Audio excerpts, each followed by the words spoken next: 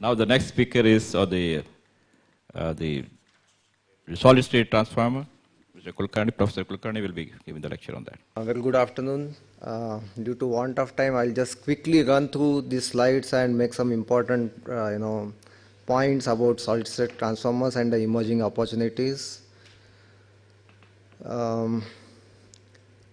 So basically, problems of conventional transformers, particularly on the distribution segment side, are well known, and that led to development of solid-state transformers. This technology with the development of power electronics, some of the initial solutions that were proposed were very logical, but the technology never picked up till till 2000, because the cost was too high, and till the emergence of smart grids and microgrids and these other technologies that came on horizon, the need for SST was not really felt that strongly, and the cost economics did not really permit its emergence in a strong way. So what are the solid state transformer topologies? It started with simple buck converter, which essentially is a step down transformer. But the problem with this was there is no magnetic isolation and difficulties of blocking full voltage and be able to carry full current for the switches. These difficulties were there. So then the next topology that came on horizon was SST with a high frequency transformer. So basically then you are having a magnetic isolation, but the problem still remained that you don't have abilities of power factor correction or control, and that is the reason. And of course the DC link, as we see in the third topology, which is now quite popular, the DC link basically provides a lot of flexibility and opportunities, particularly in smart grid frame of working. So basically here you have input, output, and middle DC to DC converter stage, and there is of course overall reduced size of transformer because of it being a high frequency transformer. You have power factor correction possible, as well as you have controllability under fault conditions. On the input side you have a MV voltage, on the output side you have a low LV voltage.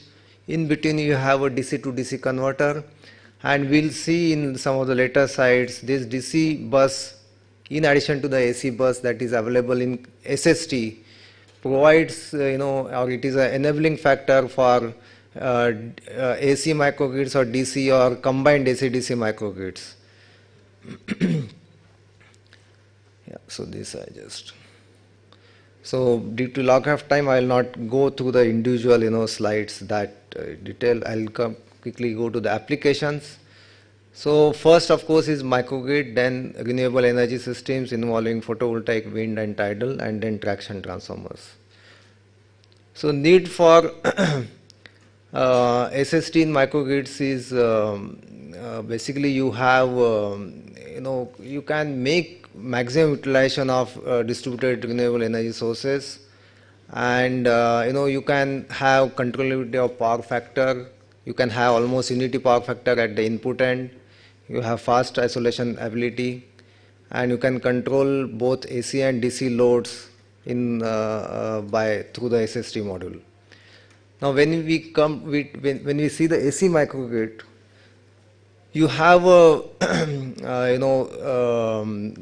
you have solar and wind, which basically, for example, solar gives you DC output that can be converted to AC and connected to the AC, the output side of the transformer, and then it is as shown in the slide.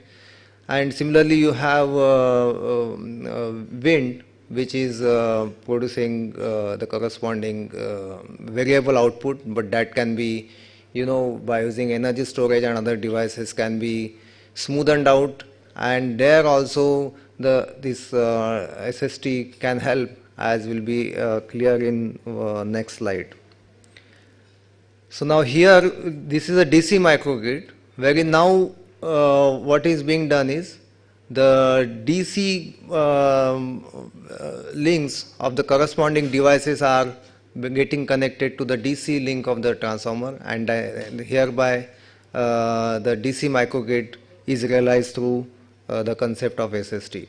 So what we are trying to do here is basically SST is being used to basically enable implementation of some of these technologies, because it offers AC as well as DC buses. Now here, this is a integrated AC-DC microgrid, wherein you can see both AC and DC loads are connected.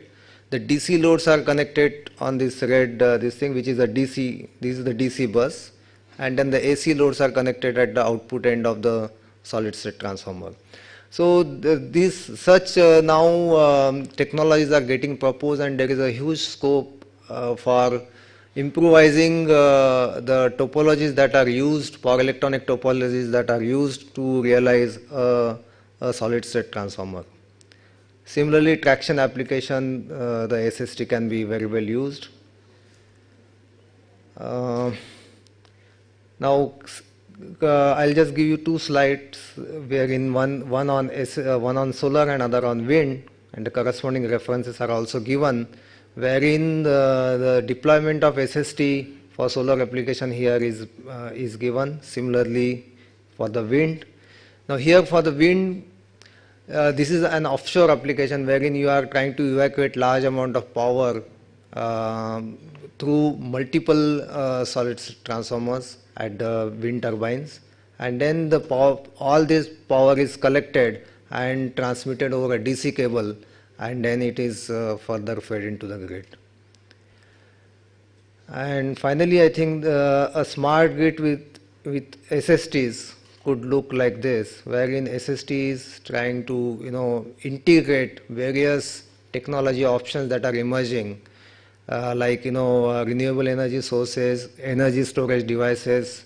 For example, they need a DC bus, so that can be connected at the DC link of the SST, and so that basically makes the SST very attractive for such applications. So the concluding remarks are the potential of solid-state transformers is just beginning to get exploited, and in next few years we are going to see proliferation of solid-state transformers in a network, in a smart grid environment, and it offers definitely improved power quality, DC and variable frequency AC options, reduced size and weight of the transformer, and elimination. When we compare it to a standard distribution transformer, we are eliminating mineral oil. The challenges, the limitations of course are you require capacitors and power electronic devices, and the one question that needs to be answered: what is the overall lifetime because of these storage devices? And the challenges are also there. How do we reduce the cost? How do we basically increase the overall efficiency of various conversion stages? And opportunities, as we have been seeing through this 2-day conference and the discussions that we had, particularly prior to my presentation by other speakers, hybrid vehicles, and the next session I think is on the electrical vehicle charging. So there again, the SST can be effectively deployed on ships and submarines, tractions, microgrids, and in general at the lower end of the distribution system. Thank you. Thank you, Kulkarni sir. I think, I don't know how many of you are aware that there's already a development happening on the DC grid. And very recently, one of the company has already published a paper on the design of the DC grid. And another thing what you can see also is the solar. When you see the solar inverter, the efficiency of the solar inverter is roughly about 95 to 98%. How can you achieve 95 to 98% when the transformer is there? There's no transformer there in that. It is basically the transformer-less inverter.